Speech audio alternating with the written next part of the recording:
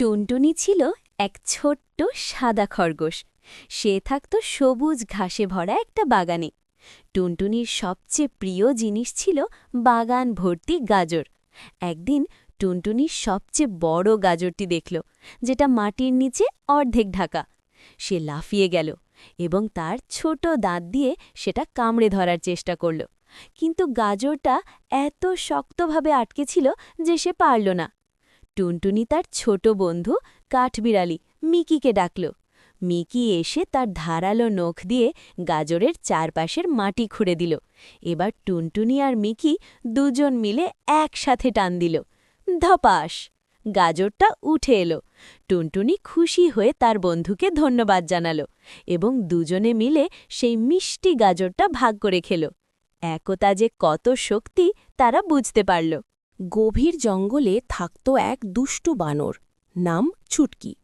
সে সারা দিন বড় হাতি ভীমের উপর জল, ফল আর পাতা ছুঁড়ে বিরক্ত করত। একদিন ছুটকি অসাবধানতাবশত একটি মস্ত কাদার গর্তে পড়ে গেল। সে প্রাণপণে সাহায্য চেয়ে চিৎকার করতে শুরু করল। ভীম হাতি আওয়াজ শুনে এগিয়ে এলো। সে ছুটকিকে বাঁচানোর জন্য তার লম্বা সুরটি গর্তের মধ্যে ঠুকিয়ে দিল। ছুটকি দ্রুত সুর ধরে উপরে উঠে এলো। লজ্জায় মাথা নত করে ছুটকি বলল, ভীম ভাই, আমাকে বাঁচানোর জন্য ধন্যবাদ। আমি আর কখনো তোমাকে জ্বালাব না। ভীম মুচকি হেসে বলল, আসল বন্ধুরা বিপদে সবসময় পাশে থাকে ছুটকি। সেই দিন থেকে তারা খুব ভালো বন্ধু হয়ে গেল। গল্পটি কেমন লাগল? তাদের নিয়ে কি আরও কোনো গল্প শুনতে চান? এক গভীর জঙ্গলে ছিল চঞ্চল হরিণ আর এক শক্তিশালী বাঘ। বাঘটি প্রায়ই হরিণকে তাড়া করত, কিন্তু হরিণ তার দ্রুত গতির জন্য বেঁচে যেত। একদিন বাঘ অসুস্থ হয়ে পড়ল। হরিণ তাকে দুর্বল অবস্থায় দেখতে পেয়ে ভয় না পেয়ে বরং সহানুভূতি দেখাল।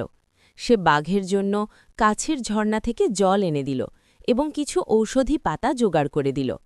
বাঘ সুস্থ হয়ে উঠলে হরিণের এমন দয়ালু ব্যবহার দেখে খুব লজ্জিত হল।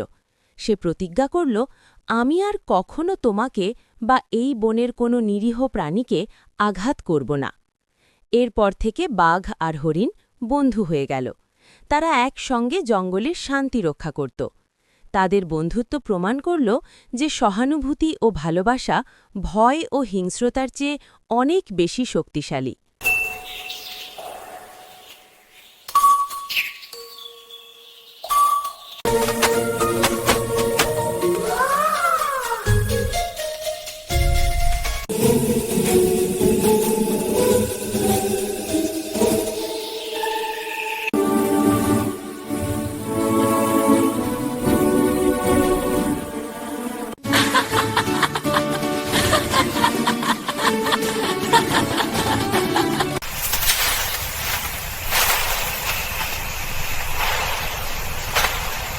Sweet one.